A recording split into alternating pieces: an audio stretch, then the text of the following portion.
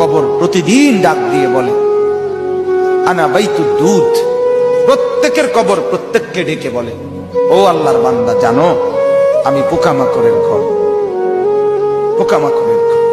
তুমি তো সেই বান্দা যে একটা মশা কানের পাশ দিয়ে উড়ে গেলে তোমার ঘুম বন্ধ হয়ে যায়, চোখ মিলে যায়। একটা মশার গুনগুন আওয়াজ সহ্য করতে পারো না। একবার কয়েল, একবার অ্যারোসল, একবার মশারি, এরপরেও তুমি চাও যে একটা মশাও যেন আমার কানের কাছে গুনগুন না করে।